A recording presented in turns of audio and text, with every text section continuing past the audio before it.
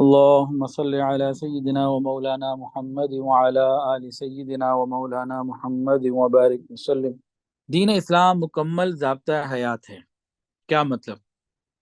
دین اسلام فقط عقائد اور عبادات کا مجموعہ نہیں۔ عقائد سے مراد جو چند باتیں شروع میں بیان ہو گئیں، اللہ پر ایمان، کتابوں پر ایمان، اور عبادات سے مراد نماز روزہ۔ تو دین اسلام صرف عبادات اور عقائد کا مجموعہ نہیں، بلکہ مکمل ضابطہ حیات، انسانی زندگی کے تمام شعبوں کے لیے دین اسلام رہنمائی دیتا ہے۔ اور ان شعبوں کے متعلق اسلامی اصول ایسی حیثیت رکھتے ہیں جیسے بدن کے لیے روح۔ اگر بدن سے روح نکل جائے تو کیا ہوتا ہے؟ بدن دیکھیں، کسی کی جسم سے روح نکل جائے تو کیا ہوتا ہے؟ اور اس کو ایسی چند دن چھوڑ دیا جائے تو بدبودار، متعفن ہو جاتا ہے، لوگوں کے لیے وہاں ٹھہرنا مشکل ہو جاتا ہے۔ اسی طرح دین کے بغیر زندگی کے تمام شعبے بدبودار ہو جاتے ہیں، اپنے لیے بھی درد سر، دوسروں کے لیے بھی درد سر۔ تو اسلام مکمل ضابطہ حیات ہے۔ ہر شعبے کے لیے اللہ تعالیٰ نے اصول دیے ہیں، وہ اصول اس شعبے کی روح ہیں۔ تجارت کے اصول تجارت کے شعبے کی روح ہیں۔ آج دنیا کے اندر کوشش کی جا رہی ہے کہ اسلام کو سر بلند کیا جائے۔ یاد رکھیے، اگر انصاف کی نگاہ سے دیکھا جائے تو صرف عقائد اور عبادات سے اسلام کی پوری شکل نظر نہیں آ سکتی۔ انصاف کی نگاہ سے دیکھا جائے تو معاملات اور معاشرت کو ٹھیک کیے بغیر پوری دنیا کو ایک صحیح اسلامی معاشرے کی جھلک نہیں دکھائی جا سکتی۔ تو گویا ہر مسلمان کو اپنے شعبے سے متعلق مسائل کا علم ہونا چاہیے، اور یہ کورسز اسی لیے ہیں کہ ہم مسائل کا علم آہستہ آہستہ حاصل کریں اور اس کے لیے ہم ذہن سازی کریں، تیار ہوں۔ تجارت کے شعبے میں دین کا احیاء۔ اللہ رب العزت نے انسان کے بنیادی وسائل جو معاش کے ہیں وہ 4 رکھے ہیں۔ بنیادی طور پر 4 ایسے ذریعے ہیں جن سے انسان پیسہ کماتا ہے۔ ایک ہے تجارت یعنی بزنس، ٹریڈنگ۔ دوسرا ہے زراعت یعنی ایگریکلچر۔ تیسرا ہے صناعت، مینوفیکچرنگ، کارخانے۔ اور چوتھا ہے اجارت یعنی مزدوری۔ یہ 4 اصل شعبے ہیں جو معاش سے، پیشے سے تعلق رکھتے ہیں، لیکن ان میں اللہ رب العزت نے تجارت کے اندر زیادہ برکت رکھی ہے۔ حدیث کے اندر آتا ہے انسان کی روزی کا 10 میں سے 9/9 حصے 10 میں سے 9 حصے اللہ نے تجارت میں رکھے ہیں۔ یہی وجہ ہے کہ انسانوں کی اکثریت تجارت سے وابستہ ہے۔ اقتصادی جو نظام ہے اس کی ترقی اور برتری یہ تجارت ہی کی وجہ سے ہوتی ہے۔ جو قوم، جو ملت جس قدر تجارت میں دلچسپی لیتی ہے اسی قدر اپنی اقتصادی بہبود کو بلند کر لیتی ہے۔ اور تجارت کی اہمیت اس لیے بھی زیادہ ہے کہ جو باقی ذرائع ہیں نا، زراعت اور صناعت یعنی کارخانہ اور یہ مزدوری، یہ سب کہیں نہ کہیں کسی نہ کسی طریقے سے تاجروں سے وابستہ ہوتے ہیں۔ ایک عام سے عام آدمی کو جو کہیں مزدوری کرتا ہے اس کو کوئی چیز خریدنی ہے تو تاجر سے وابستہ ہوگا۔ ایک کسان ہے، اس کے پاس فصل آ گئی، جیسے آج کل گندم کی کٹائی ہے تو بیچنے کے لیے تاجروں کے پاس جانا ہے۔ تو تجارت کے شعبے میں دین کا احیاء یہ انتہائی اہم ہے کہ دنیا کے تمام شعبے تجارت کے ساتھ جڑے ہوئے ہیں۔ تو تجارت کے شعبے میں دین کا احیاء یہ پورے دین میں یہ بنی کہ تمام شعبوں کے اندر خیر کے لانے کا ایک ذریعہ بنے گا۔ قانون اور اخلاق اور قانون اور روحانیت، یہ کیا چیز ہے؟ مغربی دنیا نے کیا کیا؟ انہوں نے شیطان کے چکر میں آ کر اور اپنی خواہشات کو پورا کرنے کے لیے قانون اور اخلاق کو، قانون اور روحانیت کے رشتے کو ختم کر دیا۔ جہاں قانون ہے وہاں اخلاق کی ضرورت نہیں، جہاں قانون ہے وہاں روحانیت کی ضرورت نہیں۔ اب ان باتوں کو ذرا توجہ سے سمجھ لیجئے۔ معاملات اور تجارت کے احکام کو شریعت نے اتنی اہمیت دی تو اگر یوں کہہ دیا جائے تو بالکل غلط نہیں ہوگا کہ دنیا کے کسی مذہب، تاریخ کے کسی نظریے اور کسی فلسفی نے معیشت و تجارت کو وہ مقام اور اہمیت نہیں دیا جو اسلام نے دیا۔ دنیا کے کسی نظام نے معیشت اور تجارت کو اخلاق اور روحانیت سے اس طرح وابستہ نہیں کیا جس طرح اسلام نے ان دونوں کو وابستہ کیا۔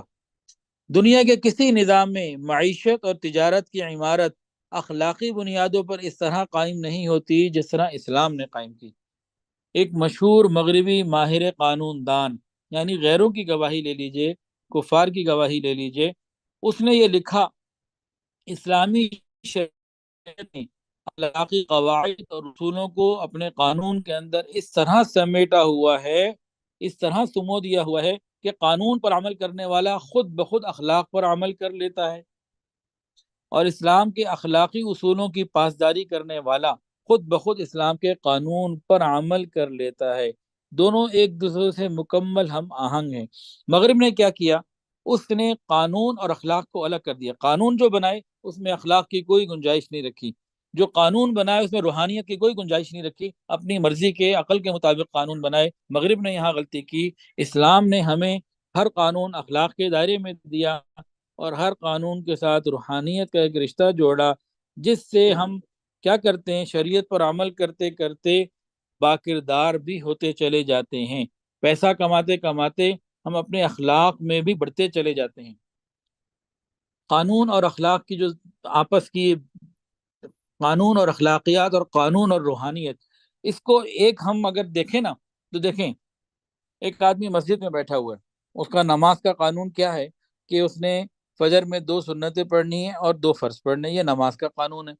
اب یہاں روحانیت کیا ہے کہ یہ خوب توجہ کے ساتھ نماز پڑھے۔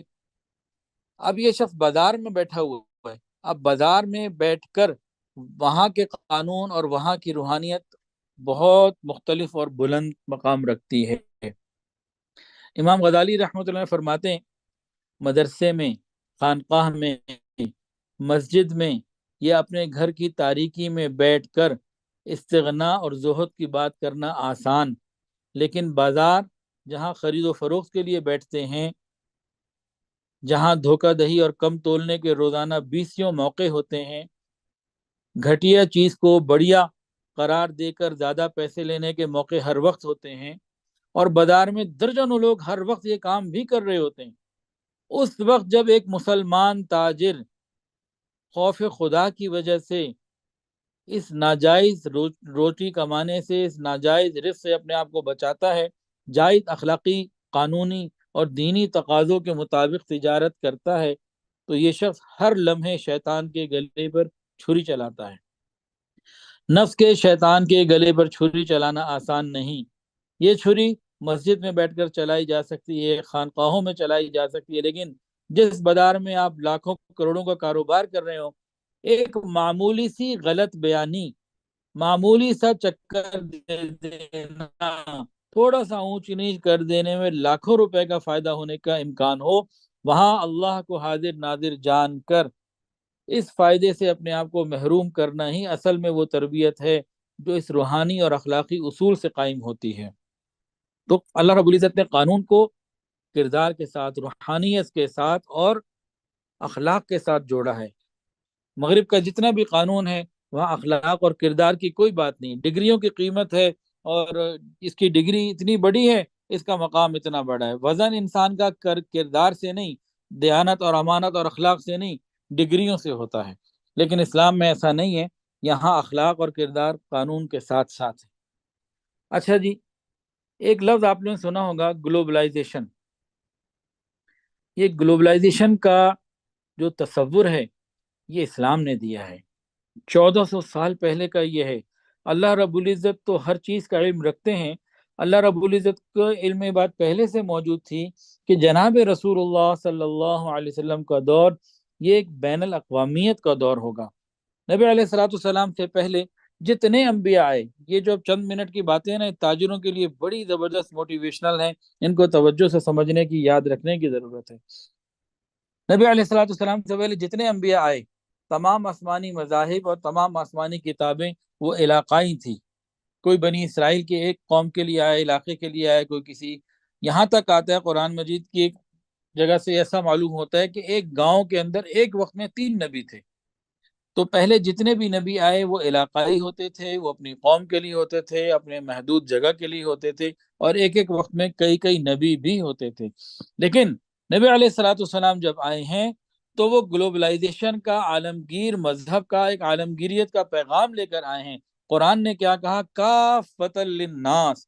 تو یہ نبی علیہ الصلوۃ والسلام ایک عالمگیر مذہب لے کر آئے اور گلوبلائزیشن کا تصور لے کر آئے. اور جو بین الاقوامیت کا دور ہے نا، انٹرنیشنل بین الاقوامیت کا دور، یہ نبی علیہ الصلوۃ والسلام کی حیات طیبہ سے، آپ کی پیدائش سے تقریباً 50-60 سال پہلے شروع ہوا. اور وہ کیسے شروع ہوا؟ وہ اتفاق نہیں، وہ نبی علیہ الصلوۃ والسلام کے انتظار میں، آپ کے اکرام میں اللہ تعالیٰ نے شروع کروایا. وہ کیسے؟ نبی علیہ السلام کے جد امجد ہاشم بن عبد مناف، انہوں نے بین الاقوامی تجارتی سفر کرنے شروع کیے. قرآن مجید میں ذکر رحلۃ الشتاء والصیف، یہ سفر جناب ہاشم بن عبد مناف نے کیسے کیے؟ انہوں نے کوششیں کی، قیصر روم کے پاس گئے اور شہنشاہ ایران کے پاس گئے اور ان لوگوں سے اجازت لیے، روٹ کے پرمٹ لیے اور سفر کے آغاز کروائے. تو نبی علیہ الصلوۃ والسلام، اب جو جملہ بول رہا ہوں نا توجہ سے سنیے گا، مفہوم عرض کر رہا ہوں. نبی کریم صلی اللہ علیہ وسلم تاجر گھرانے میں پیدا ہوئے. اسلام کا تجارت سے تعلق نبی علیہ الصلوۃ والسلام کی پیدائش سے ہی ہے. اسلام کا تجارت کے ساتھ تعلق چولی اور دامن کا ہے. تجارت کا تعلق اسلام سے ایسا انمٹ اور گہرا ہے، اس کو کوئی توڑ نہیں سکتا. نبی علیہ الصلوۃ والسلام جس معاشرے میں پیدا ہوئے، جس گھر میں پیدا ہوئے، وہ تاجر گھرانہ تھا. نبی علیہ الصلوۃ والسلام کے چچا حضرت عباس رضی اللہ تعالی عنہ، ان کا بہت بڑا کاروبار تھا امپورٹ ایکسپورٹ کا. نبی علیہ السلام کے چچا عبد المطلب جنہوں نے کفالت کی، ان کا بھی کاروبار تھا. اور یہ کوئی اتفاق نہیں ہے، نبی علیہ الصلوۃ والسلام نے خود تجارت کی. اور یاد رکھیے، نبی علیہ الصلوۃ والسلام کو ایک لقب دیا گیا صادق اور امین کا. نبی علیہ السلام کو لقب دیا گیا صادق اور امین کا. یاد رکھیے گا، یہ مبارک لقب آپ کو نماز سے نہیں ملا، روزے کی وجہ سے نہیں ملا، تلاوت قرآن کی وجہ سے نہیں ملا، ساری رات تہجد میں کھڑا رہنے کی وجہ سے نہیں ملا. صادق الامین کا ٹائٹل آپ کو تجارت کی وجہ سے ملا، معاملات کی صحیح درستگی کی وجہ سے ملا، معاشرت کی درستگی کی وجہ سے ملا. تو آج کے تاجر کے لیے جو سب سے بڑی ڈگری ہے نا، آج کے مسلمان تاجر کے لیے جو سب سے بڑی ڈگری ہے، وہ کیا ہے؟ کہ اس کو دنیا کہے، اس کو بازار والے کہیں، اس کو ارد گرد کے تمام لوگ کہیں، یہ صادق الامین ہے. یہ جو ہمارے یہ 20 لیکچر انشاءاللہ ہوں گے، مختلف انداز سے اس میں گفتگو آگے چلتی چلی جائے گی. تو یہ سب کے سب اس لیے ہیں کہ ہم میں سے ہر ایک صادق الامین کا امتی ہے اور صادق الامین بن کر اپنے کاروبار کو کرے. اور صرف نبی علیہ السلام نے ہی کاروبار نہیں کیا، خلفائے اربعہ، خاص طور سے حضرت ابوبکر صدیق رضی اللہ تعالیٰ عنہ اور عثمان غنی رضی اللہ تعالیٰ عنہ، یہ بڑے تاجر تھے. انشاءاللہ آپ کو اگلے ہفتے والے دن جب ہم 9:30 شروع کریں گے، حضرت عثمان غنی رضی اللہ عنہ کے کاروبار کے طریقے بتانے ہیں. ایک صاحب آئے، کہا اے عثمان، اتنا آپ کا مال، اتنی تجارت، اتنا بڑا کاروبار، سب کچھ یہ کیسے ہوا؟ تو عثمان غنی رضی اللہ تعالیٰ عنہ نے تفصیل کے ساتھ اس شخص کو بتایا. انشاءاللہ ہم اگلی مجلس میں اس تفصیل کو انشاءاللہ تعالیٰ بیان کریں گے. تو نبی علیہ الصلوۃ والسلام نے تجارت کی، آپ کے خاندان والے تجارت، آپ کے صحابہ تاجر، عبد الرحمن ابن عوف، سیدنا زبیر ابن عبد المطلب، زبیر ابن عوام، سب تاجر تھے. اور یہ سب جو تجارت تھی ان کی، یہ بین الاقوامی شریعت تھی. تو نبی علیہ الصلوۃ والسلام کا اور صحابہ کرام کا تجارت سے بڑا ہی گہرا تعلق رہا، بڑا ہی شدید گہرا تعلق رہا. نبی کریم صلی اللہ علیہ وآلہ وسلم نے زندگی مکہ مکرمہ میں گزاری، آپ کو نبوت ملی. آپ نے نبوت کے بعد اسلام کا اعلان کیا اور لوگوں کو دین کی طرف لے کر آئے. پھر نبی علیہ الصلوۃ والسلام 13 سال امت کو دعوت دیتے رہے دین کی، اور وہاں سے پھر مدینہ طیبہ ہجرت کے لیے جانا ہوا. نبی علیہ الصلوۃ والسلام کے مدینہ طیبہ میں ٹوٹل 10 سال ہیں. یہ میں آپ کو ایک بہت اہم انداز سے نبی علیہ السلام کی سیرت کا ایک خاص پہلو جو تجارت سے اور معیشت سے تعلق رکھتا ہے، اس کو توجہ سے سن لیجئے گا. امید ہے کہ اس پہ سب لوگ توجہ کریں گے. نبی علیہ السلام مدینہ آئے، آپ تاجر تھے، تجارت آپ نے کی ہوئی تھی. انصار جو تھے وہاں کسان تھے اور وہ تجارت سے اتنا زیادہ تعلق نہیں رکھتے تھے. مدینہ طیبہ کی ساری تجارت یہودیوں کے پاس تھی. وہ مکمل طور سے یہودی جو تھے وہاں کی تجارت پر قابض سے مکمل قبضہ تھا.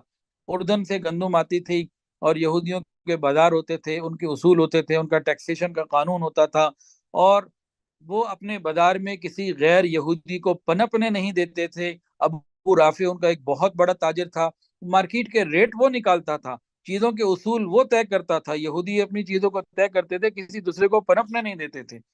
اوس اور خزرج نبی علیہ السلام کے آنے سے پہلے یہ یہودیت کے شکنجے میں جو ہے نا وہ بالکل جکڑے ہوئے تھے، اور یہودیت ان کو، اچھا یہ سب یہودیوں کے مقروض بھی تھے، جیسے آج آئی ایم ایف اور ورلڈ بینک، تو اس زمانے کا یہ ان کا سلسلہ تھا، اور یہ اوس اور خزرج کی زمینیں پراپرٹیاں خریدتے چلے جا رہے تھے، ان کا خون بھی چوس رہے تھے، نچوڑ بھی رہے تھے، ظلم بھی کر رہے تھے، سب کچھ کر رہے تھے۔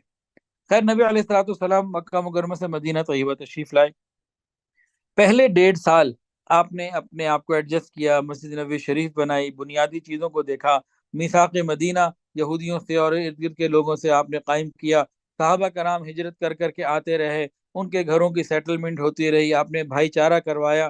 تو یہ کوئی 1.5 سال کا ایسا وقت گزرا جس میں آپ نے مدینہ طیبہ میں قدم جمائے، اور ادھر انصار بھی آتے گئے، اور ایک جماعت اور اچھے طریقے سے بن گئی۔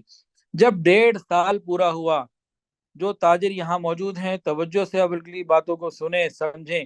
رسول اللہ صلی اللہ علیہ وسلم نے محسوس کر لیا کہ یہودیت کی جو تجارت میں ان کا جو ہولڈ ہے، اور اس میں مسلمان معاشی طور پر ہمیشہ ان کا غلام رہے گا۔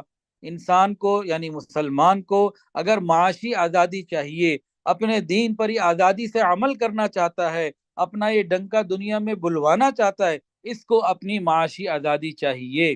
رسول اللہ صلی اللہ علیہ وسلم نے سارے حالات کو دیکھ کر صحابہ سے فرمایا،